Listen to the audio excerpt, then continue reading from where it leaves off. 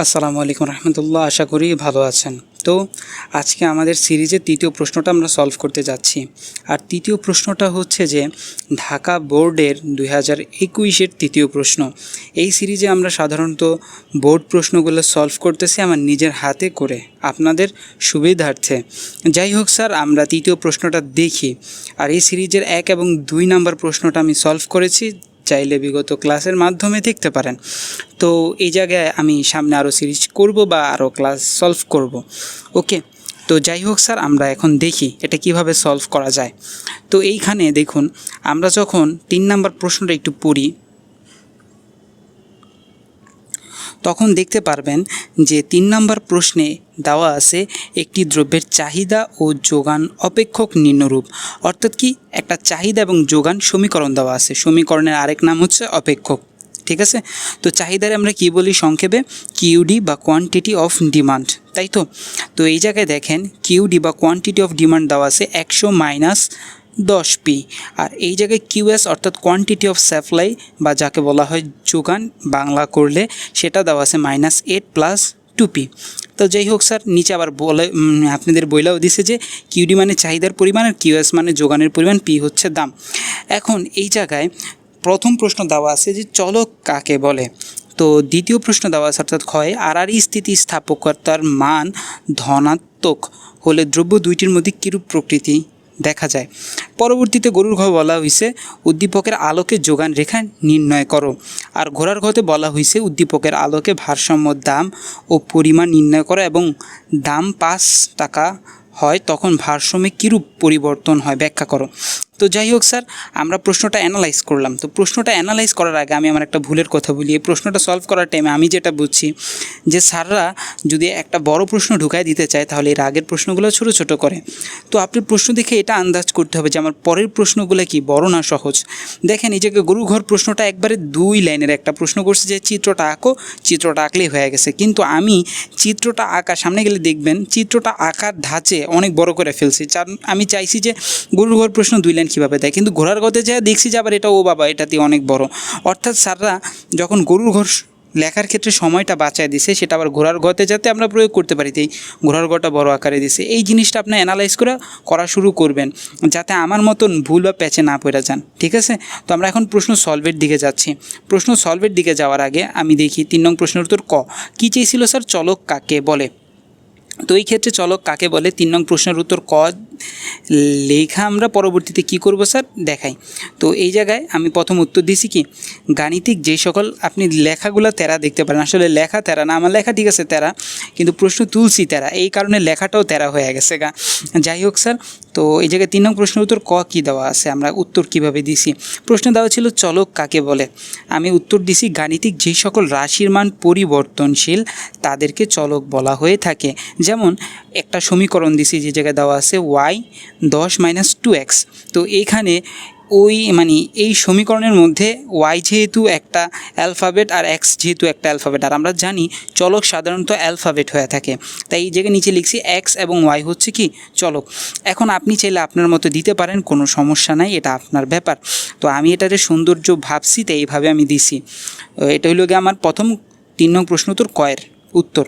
তারপর হচ্ছে স্যার 3 নং প্রশ্নের উত্তর ক্ষয় কি বলছে, আরআরই স্থিতিস্থাপকতার মান ধনাত্মক হলে।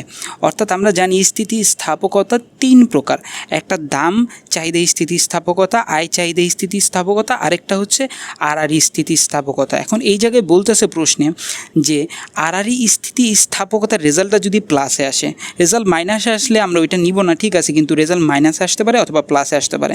তো মাইনাসে আসলে ওইটা এক ধরনের দ্রব্যরে বোঝায়, আর প্লাসে আসলে ওইটা আরেক ধরনের দ্রব্যরে বোঝায়। তো এখানে এটাই প্রশ্ন করতেছে যে আরআরই স্থিতিস্থাপকতার মান যদি ধনাত্মক অথবা প্লাস আসে তাহলে দ্রব্য দুইটারে কী বোঝায়। আর আরআরই স্থিতিস্থাপকতা বলতে বুঝি আমরা দুইটা দ্রব্যের মধ্যে সম্পর্ক, অর্থাৎ কি স্থিতিস্থাপকতা কী বোঝাইতেছে। ঠিক আছে, তো এই জায়গায় আমরা স্যার আর স্থিতিস্থাপকতা করতেছি। তো প্রশ্নের উত্তরটা কীভাবে দিব আমরা একটু দেখাই। প্রশ্নের উত্তরটা দিব এভাবে, দেখেন যে আমরা লিখছি প্রথম 3 নং প্রশ্নের উত্তর ক খ, এখন প্রশ্ন লেখার পর আমি আবারও বলি যে মূল যে জ্ঞানমূলক কথাটা সেটা দিতে হয় কিসের মাধ্যমে স্যার? নীল কালির মাধ্যমে, যাতে স্যাররা ওইটা বুঝা ফেলে। তখন আপনাদের স্যারদের প্রশ্ন পড়াটা বেশি ইম্পর্টেন্ট, জরুরি মনে করে না। তো আমি যেগুলো লিখছি আর স্থিতিস্থাপকতার মান ধনাত্মক হলে দ্রব্য দুটিকে কী বলে? দ্রব্য দুটিকে পরিবর্তক বা বিপরীত দ্রব্য বলে। অর্থাৎ একটা দ্রব্যের পরিবর্তে যদি আপনি আরেকটা দ্রব্য ভোগ করতে পারেন তাহলে দ্রব্য দুটারে বিপরীত বা পরিবর্তক দ্রব্য বলে। এখন আপনারা যদি বিস্তারিত বলতে চাই, নিচে আমি লিখছি, তাই আমি বিস্তারিত বলতেছি না মুখে। তো পরিবর্তক দ্রব্য কি? পরিবর্তক দ্রব্য বলতে বোঝায়, আর সাধারণত আর স্থিতিস্থাপকতা মানেই হচ্ছে স্যার দুইটা দ্রব্যের মধ্যে সম্পর্ক। এখন একটা দ্রব্যের নিতে হয় দাম, আর একটা দ্রব্যের নিতে হয় চাহিদা। যেমন উদাহরণস্বরূপ আপনি যদি চা এবং কফি, এটাকে আমি চা কফি বলছি, যেমন চিনি আর গুড়। এখন আপনি যদি চিনির দাম বাড়লে চিনির দামের কথা চিন্তা করেন তাহলে হবে না। চিনির দামের সাথে এবং আরেকটা দ্রব্য যেটা আছে সেটার চাহিদার সাথে সম্পর্ক করতে হবে। আর স্থিতিস্থাপকতা মানেই কি দুইটা দ্রব্যের মধ্যে একটার দাম ধরতে হয়, আরেকটার চাহিদা ধরতে হয়। এখন দাম মানে কি এটা তো আপনি বোঝেন, চাহিদা মানে আপনার ক্রেতার বা ক্রয়ের ইচ্ছা বা আপনার কেনার ইচ্ছাটাকে বোঝায়, বুঝতে পারছেন? এখন আর স্থিতিস্থাপকতা যেহেতু প্লাস রেজাল্ট আসছে, তো এটা কী ধরনের দ্রব্য সেটা এখন বিশ্লেষণ করে বোঝাইতে হইব। তো বিশ্লেষণ করে বোঝানোর জন্য আমি বলছি এটা পরিবর্তক দ্রব্য। কীভাবে? আমি নিচে লিখতেছি, বিশ্লেষণ করতেছি। যখন দুইটি সম্পর্কযুক্ত দ্রব্যের একটি দ্রব্যের দাম বৃদ্ধি পেলে যদি অপর একটি দ্রব্যের চাহিদা বৃদ্ধি পায়, চাহিদার ও পরিমাণ বৃদ্ধি পায়, তাহলে দ্রব্য দুইটিকে কি বলে স্যার? বা তাদের সম্পর্ককে সমমুখী সম্পর্ক, অর্থাৎ একটা বাড়তেছে আরেকটা বাড়তেছে, তাদের এই সমমুখী সম্পর্ককে কি বলা হয় স্যার? পরিবর্তক দ্রব্য বলা হয়। উদাহরণস্বরূপ কি বলছি দেখেন, এখানে উদাহরণ কি লিখতে পারি কি স্যার? চা ও কফি। এখন এই জায়গায় আমি দেখাইতেছি, এখানে পাশের চিত্রে চা এবং কফির মধ্যে সম্পর্ক দেখানো হলো। উপরে ধরছি চায়ের দাম, আর নিচের চিত্রে ধরছি দেখছেন কফির চাহিদা। তো চা এবং কফির মধ্যে সম্পর্ক দেখাইতেছি। চিন্তা করেন, চায়ের দাম যদি 1 টাকা হয়, ধরেন কফির চাহিদা তখন 4 টাকা, অর্থাৎ 4 জন কফি খায়। এখন চায়ের দাম বাইরে গেছে গা, তার মানে কি স্যার? চা মানুষ কিনবে না, অর্থাৎ চা খাইতে চাইবে না। চায়ের দাম বেড়ে গেলে কি চা খাবে না? চায়ের বদলে আমরা কফি খাইলাম, তার মানে কি স্যার? দেখেন, চায়ের দাম বেড়ে গেলে কফি কী করবে স্যার? কফি বেশি খাওয়া শুরু করবে, অর্থাৎ কফি খাওয়ানোর ইচ্ছাটা বাড়বে, অর্থাৎ চায়ের দাম বাড়লে কফির চাহিদাটা বাড়তেছে। অর্থাৎ স্যার দ্রব্য দুইটির মধ্যে সম্পর্ক দেখেন, একটার দাম বাড়লে আরেকটার কী বাড়ে স্যার? চাহিদা বাড়ে। অর্থাৎ দুইটির মধ্যে কি সমমুখী সম্পর্ক, একটা বাড়লে আরেকটা বাড়ে, অর্থাৎ দাম বাড়লে চাহিদা বাড়তেছে। দুইটার মধ্যে কি বাড়াবাড়ির সম্পর্ক না, অর্থাৎ বাড়লে কী হয় স্যার? প্লাস হয়। দুইটা একসাথে বাড়লে প্লাস হয়। কিন্তু যদি এমন হইতো একটা বাড়তাছে আরেকটা কমতাছে, তাহলে এই দুইটারে কী বলে স্যার? বিপরীতমুখী সম্পর্কের দ্রব্য বলে। বুঝাইতে পারছি স্যার? যেহেতু এই জায়গায় সমমুখী সম্পর্কের দ্রব্য, তাই এই দুইটারে কী বলা হয় স্যার? এই দুইটাকে বলা হয় পরিবর্তক দ্রব্য, অথবা কি স্যার? বিপরীত দ্রব্য, যেটাই বলা যেতে পারে। তো নিচে লেখা দিছে, অর্থাৎ তাদের মধ্যে সমমুখী সম্পর্ক যা পরিবর্তক দ্রব্যকে বোঝায়। শেষ আমার খ প্রশ্নের উত্তর। এখন গরুর ঘ প্রশ্নে কী বলছে দেখি আমরা। গরুর ঘ প্রশ্নে বলছে আমাদের উদ্দীপকের আলোকে যোগান রেখা নির্ণয় করো। এখন আপনি চাইলে ওই জায়গা থেকে যোগান সমীকরণ থেকে কি করতে পারেন? যোগান রেখাটা আইকা দিলে ধাপার ধাপ শেষ। কিন্তু আমি একটু পাকনামি করতে গিয়া মুখ দেখা লিখে বলছিলাম, তো আমি পাকনামি করতে গিয়া আমি একটু বেশি বড় করতে চাইছি। এখন আমি দেখেন আমি কি করছি, গরুর ঘর উত্তরটা কীভাবে দিছি? উদ্দীপকের আলোকে যোগান রেখা নির্ণয় পূর্বক যোগান সমীকরণ থেকে আগে যোগান সূচিটা তৈরি করব।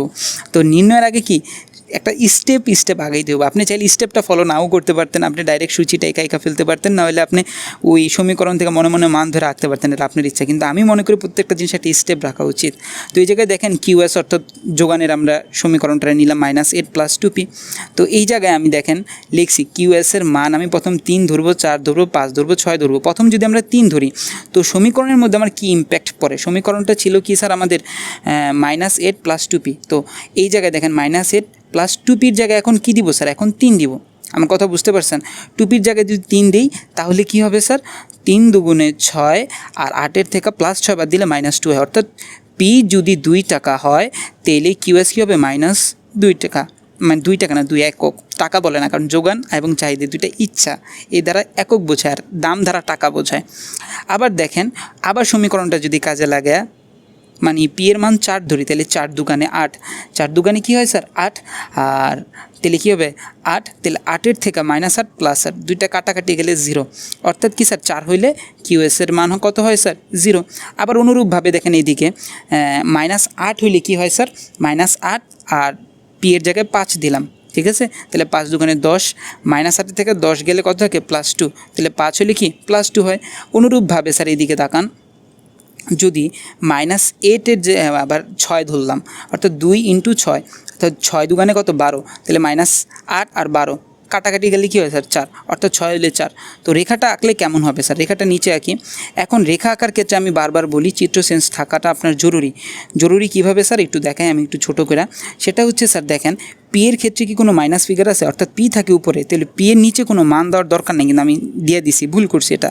কিন্তু আপনার নিচের মান ধরবেন না, এটা আপনার আগে থেকে প্রেডিকশন করে ফেলতে হবে বা আপনার ধারণা করে ফেলতে হবে যে পি এর মান এখানে কোনো মাইনাস নেই, যে যোগনের মান মাইনাস আছে, আর পি বসে উপরে প্লাস, আর মাইনাস হলে নিচে চলে যায়।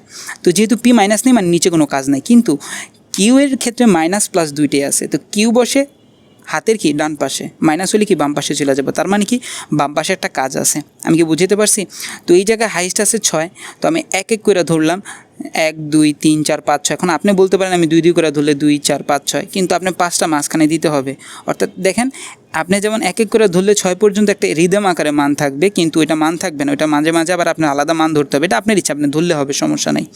তো এই ক্ষেত্রে স্যার কিউএস কত আছে? -2 আছে, তাহলে মাইনাসের ক্ষেত্রে হাইস্ট 2 যাবে, তাহলে -1 আর 2 দিলাম কিউএস বাম পাশে।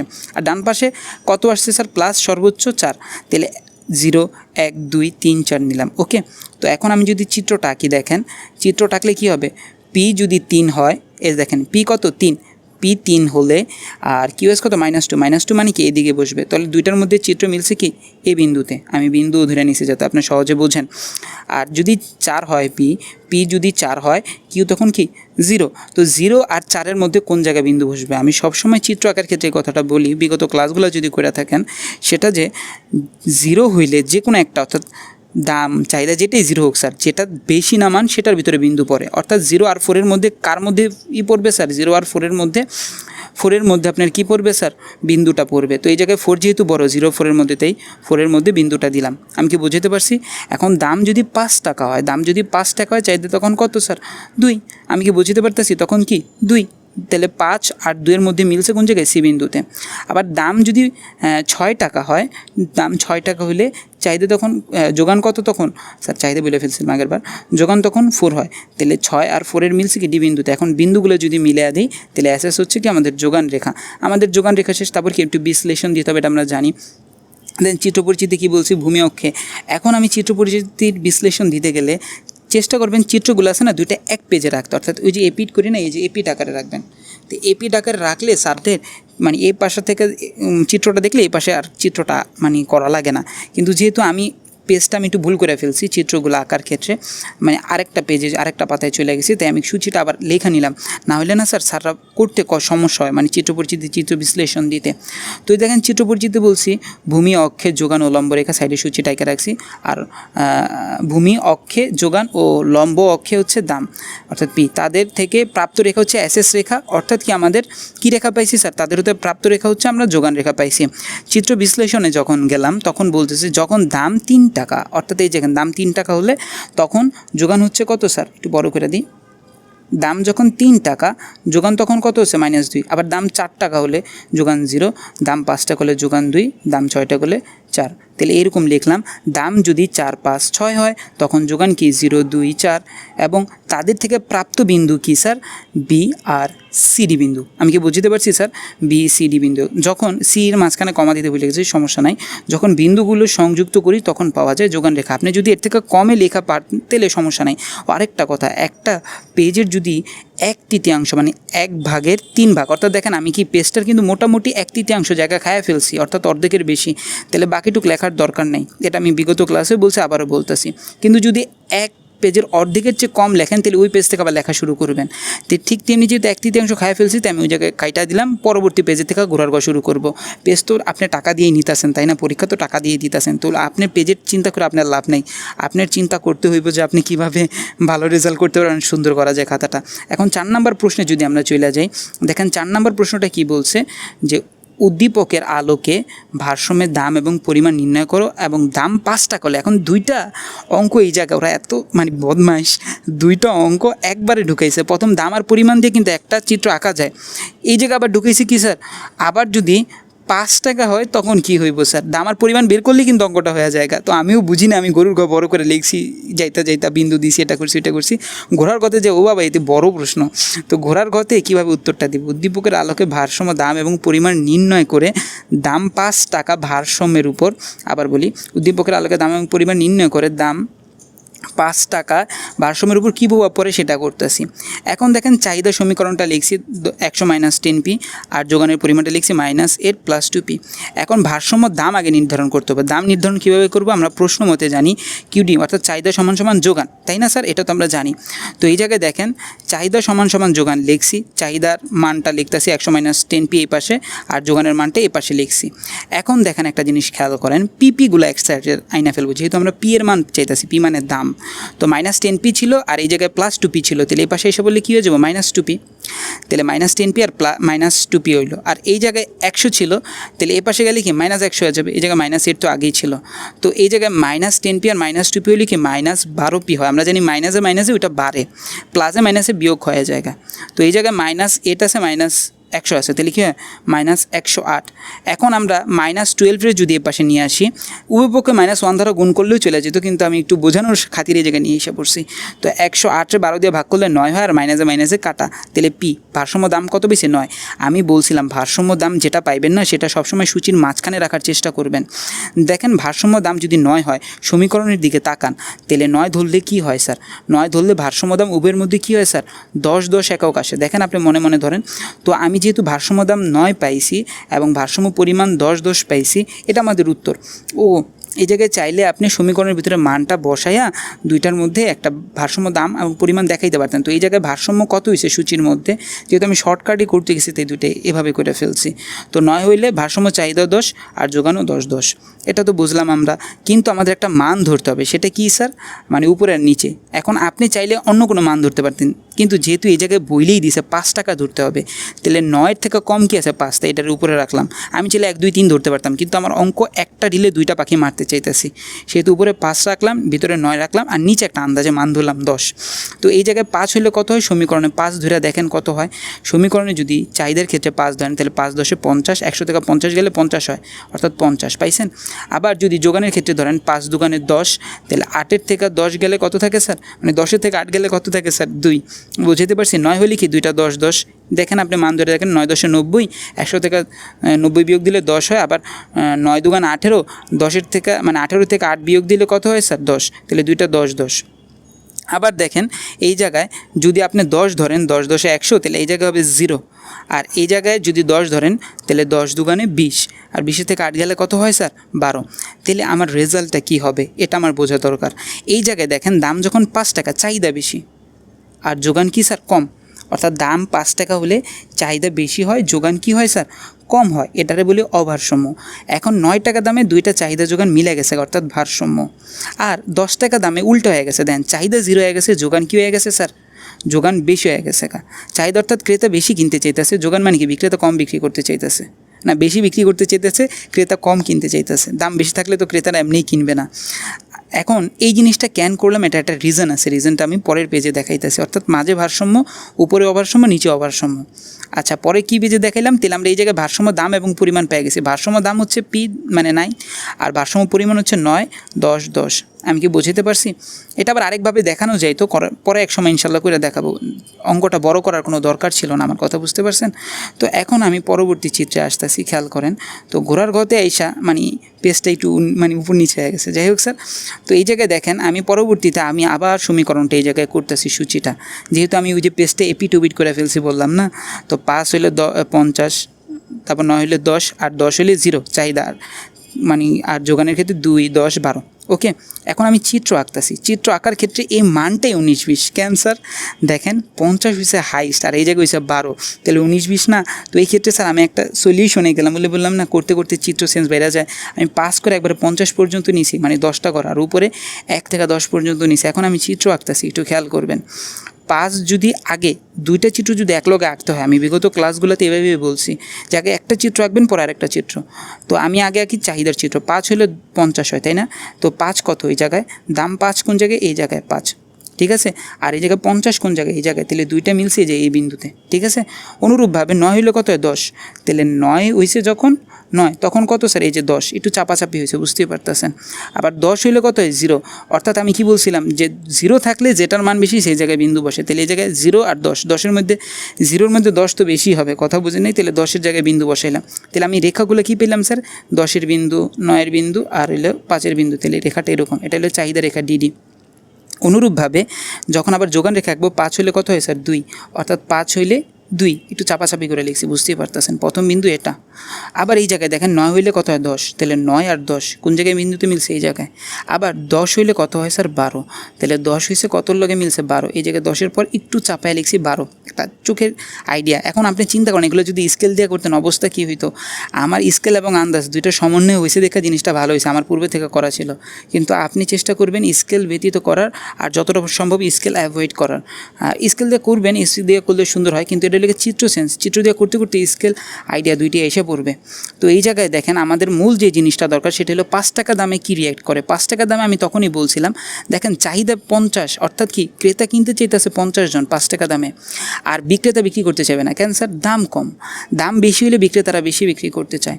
এখন আমি চিত্র পরিচিতিতে বলছি কি ভূমি অক্ষে কিউডি এবং ভূমি অক্ষে দাম, আচ্ছা ভূমি অক্ষে কিউডি এবং কিউএস, আর লম্ব অক্ষে কী আছে? দাম অর্থাৎ পি। আর ভারসাম্য রেখা কি? চাহিদা অর্থাৎ ডিডি, আর এসএসের মধ্যে মানে কি? এসএস শব্দের অর্থ যোগান, এসএস মানে কি? যোগান, আর ডিডি অর্থাৎ কি? চাহিদা। এই দুইটা রেখার মধ্যে ভারসাম্য কি? এ বিন্দু। এটা লেখা শেষ। এখন আমি একটু কেরাঞ্চিতে বা কুচিতে চিত্র বিশ্লেষণ আর 5 টাকা দামের প্রভাব দুইটা একসাথে করে দিতেছি। এখন দেখেন আমার সবচেয়ে ইম্পর্টেন্ট যেটা, 5 টাকা যদি দাম হয়, 5 টাকা যদি দাম হয় তখন চাহিদা 50, চাহিদা 50 মানে কি? ক্রেতা কিনতে চাইতেছে 50 জন আর বিক্রেতা বিক্রি করতে চাইতেছে 2 জন, অর্থাৎ এই জায়গায় ক্রেতা 50 আর বিক্রেতা 2 জন। তার মানে কি? ক্রেতার সংখ্যা বেশি, বিক্রেতার সংখ্যা কম, অর্থাৎ দুইটার মধ্যে কি অভারসাম্য দেখা দিতেছে, তাই না? এটাই জানতে চাইছে যে 5 টাকা দামে ভারসাম্য কী দেখা দিবে? ভারসাম্যের মধ্যে অভারসাম্য দেখা দেবে, অর্থাৎ ক্রেতা কিনতে চাইতেছে বেশি, বিক্রেতা বিক্রি করতে চাইতেছে না, তাহলে তার এই জিনিসটা ভারসাম্য থাকলো না, তাই না? এখন আমরা কি করব? যার ফলে ক্রেতা অধিক পরিমাণ ক্রয় করতে চাইবে, আমি লিখছি নিচে, কিন্তু বিক্রেতারা যোগান দিতে চাইবে না। যোগান মানে কি? বিক্রি করতে চাইবে না। তখন দাম বাড়িয়ে 9 টাকা হলে, অর্থাৎ দাম যদি আপনি 9 টাকা আনেন, তখন আবার কী হবে স্যার? দুইটার মধ্যে ভারসাম্য এসে পড়বে, কারণ 10-10-এ দুইটা মিলে গেছে। দেখেন, অর্থাৎ দাম যদি 9 টাকা হয় তখন ভারসাম্য হবে কি? কিউডি আর কিউএস। অনুরূপভাবে দাম যখন আরও বাড়ানো হবে তখন চাহিদা এবং যোগান কী হবে স্যার? উল্টো হয়ে যাবে। তার মানে কি? দাম 10 টাকা করলে ক্রেতারা কিনতে চাইতেছে না, দাম এত বেশি দিয়া, কিন্তু বিক্রেতারা বেশি বিক্রি করতে চাইছে, তখন বাধ্য হয়ে আবার কী বিন্দুতে চলে আসতে হবে? আমি কথা লিখছি, তখন কি? চাহিদা কম কিন্তু যোগান বেশি হবে, অর্থাৎ ক্রেতা কম কিনতে চাইতেছে, বিক্রেতারা বেশি বিক্রি করতে চাইতেছে, অর্থাৎ 5 টাকা দামে কিউডি বাড়বে, অর্থাৎ চাহিদা বাড়বে, যোগান কমবে, অর্থাৎ অভারসাম্য বিরাজ করবে। এটাই জানতে চাইছে। এই মাধ্যমে আমরা কি আমাদের প্রশ্নের উত্তরটা দিয়ে দিলাম 3 নং প্রশ্নের। আর আপনাদের যদি ভালো লাগে তাহলে বিগত ক্লাসগুলো করতে পারেন, অর্থাৎ কি আপনি অন্যান্য প্রশ্ন সলভ করতে পারেন। আর ভালো থাকলে পাশে থাকবেন, অবশ্যই আমার জন্য দোয়া করবেন।